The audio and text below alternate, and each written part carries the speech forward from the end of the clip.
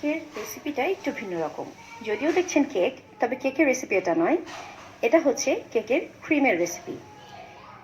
সবসময় আমরা ক্রিম নিয়ে একটু প্রবলেমের মধ্যে থাকি।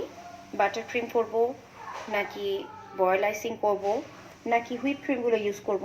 কেক বানাতে গেলে কিন্তু ক্রিম নিয়ে অনেক ঝামেলা করতে হয়।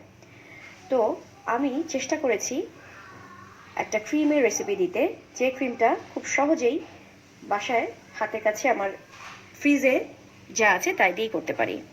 শুধুমাত্র ডিম আর চিনি, একটুখানি এসেন্স, হয়ে যাচ্ছে খুব সহজেই চমৎকার ক্রিম। আর এই ক্রিমটা আপনার অন্য কোনো বাটার ক্রিম বা অন্য কোনো হুইপ ক্রিমের মতো সহজে গলে যায় না। আপনি স্ট্যাবিলাইজারও ইউজ করার প্রয়োজন হয় না, কারণ এটা নিজেই খুব স্ট্যাবল একটা ক্রিম। দেখুন কত সুন্দর স্ট্যাবল হয়ে আছে।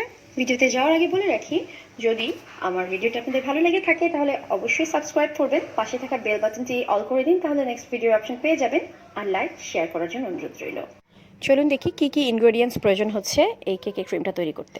কেকের স্পেশাল ক্রিমটি তৈরি করার জন্য আমার প্রয়োজন একটা বড় বাটি। এখানে আছে 2টো ডিমের সাদা অংশ, আছে ভ্যানিলা এসেন্স নিতে হবে 1 চা চামচ পরিমাণ, আছে 1 কাপের একটু কম গুঁড়া চিনি, আর লাগবে ভিনেগার। বলে প্রথমেই ডিমের সাদা অংশ দুটো নিয়ে নিলাম। এ ধরনের ক্রিম তৈরির ক্ষেত্রে সবসময় একটা বড় সাইজের বাটি নেওয়ার চেষ্টা করবেন, তাহলে ক্রিম তৈরি করতে সহজ হবে, একটু গভীর বড়।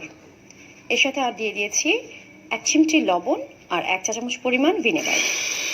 এখন মিডিয়াম স্পিডে আমি বিট করছি। 2-3 মিনিট বিট করার পরে যখন বেশ খানিকটা ফোম হয়ে আসবে, তারপরে অল্প অল্প করে আমি গুঁড়া চিনিটা অ্যাড করতে থাকবো।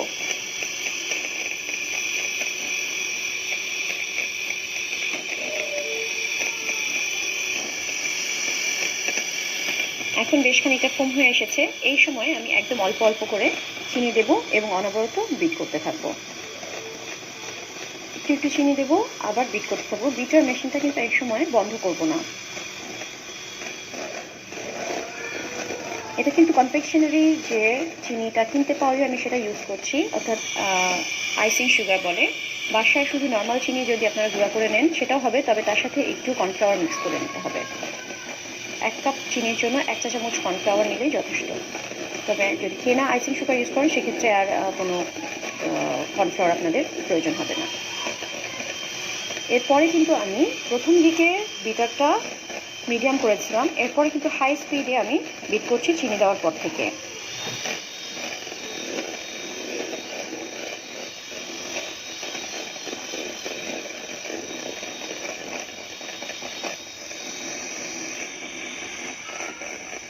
এখন আমি দিয়ে দিচ্ছি 1 চা চামচ পরিমাণ ভ্যানিলা এসেন্স।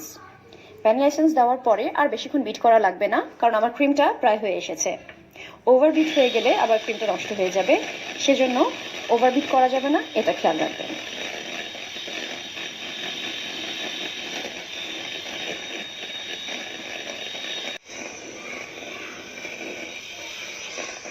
আমার ক্রিমটা একদম রেডি, দেখুন পুরো স্টিফ পিক হয়ে গেছে। এই ক্রিমটা দিয়ে আপনি এখন যদি কেকের ডিজাইন করেন সম্পূর্ণ স্ট্যাবল থাকবে, একদমই নষ্ট হবে না। আবার এটাতে কালার মিশিয়ে কালারও চেঞ্জ করে নিতে পারেন। আমি অর্ধেকটা সাদা রেখে বাকি অর্ধেকটা লেমন কেকের জন্য ইয়েলো কালার করে নিয়েছিলাম। এই যে সেটা আপনাদের সাথে শেয়ার করছি।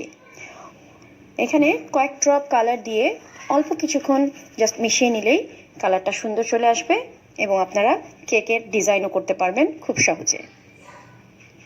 এই আইসিংটা আসলে অল্টারনেটিভ বয়েলড আইসিং। বয়েলড আইসিংটাকে আমি অল্টারনেটিভলি করার চেষ্টা করেছি আমার মতো করে। আশা করি আপনাদের ভালো লাগবে। আর ভালো লাগলে অবশ্যই চেষ্টা করে আপনারাও দেখবেন যে আপনাদের ক্রিমটা কেমন হয়। আর ভালো হলে আমাকে অবশ্যই জানাবেন কমেন্ট বক্সে আপনাদের আউটকাম। ধন্যবাদ সবাইকে।